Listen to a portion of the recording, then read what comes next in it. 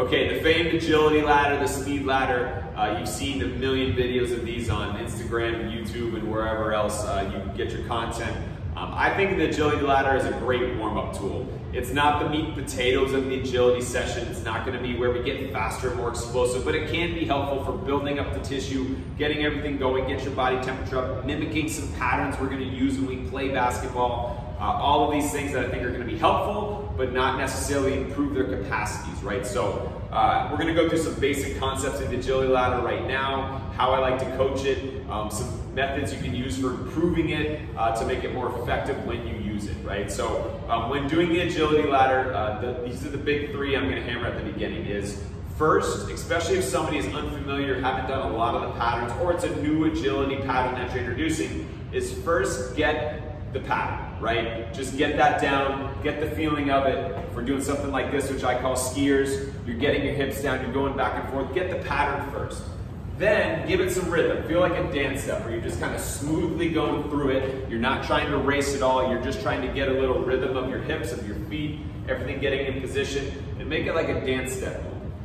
Then we add speed, right? Where then you're going to push the pace a little bit more, going through the ladder at a different pace, right? So oftentimes kids like to come in the opposite. They want to be the fastest kid through it on step one.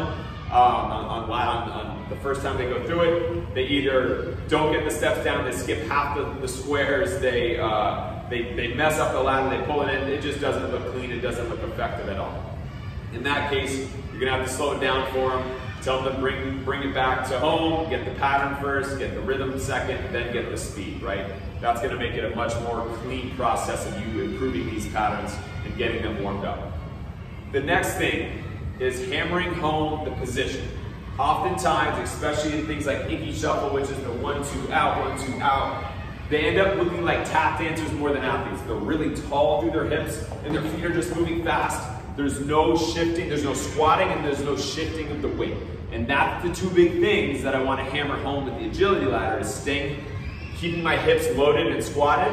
Doesn't need to be super low, just squatted, so that when they change direction, they're gonna get to that foot, they're gonna shift weight well. They're gonna look athletic, right? Nobody's ever played basketball here and move fast. That's just moving your feet fast. It's foot speed, but it's not using agility where I need to stay squatted and drive my momentum and redirect that force in opposite directions. So that's a big thing I'm gonna hammer home in almost all of these agility drills or all of these ladder drills is keeping those hips squatted and being able to shift the weight, right? We're gonna go through different techniques for that.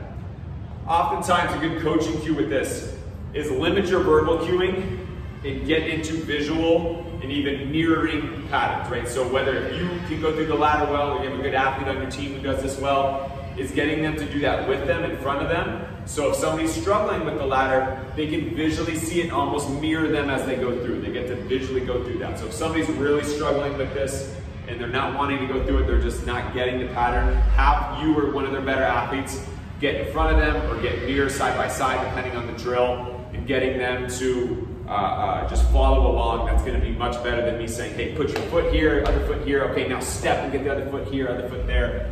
That oftentimes takes too long and overloads their system. Get them to just mirror somebody in front of them.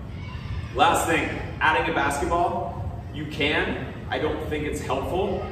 There's absolutely patterns where you can do it, and I don't think it's wrong. I just think it's better suited for something else. Now, if at all you wanted to add one where you go a little inside-out dribble and getting your foot in and out, nothing wrong with that. You can absolutely do that. I think there's just better uses of adding a ball in there. But by all means, if you feel like adding a ball into any of these drills, you can. To me, again, it's just a warm-up, and you can use ball handling and improving that other times, but that's up to you and what you feel comfortable with coaching. So the agility ladder, let's go through. I'm gonna go through 2 different videos, 4 different patterns in each video to go through that I think is gonna help you. I'm gonna tie it back to basketball movements that you'll use on the court.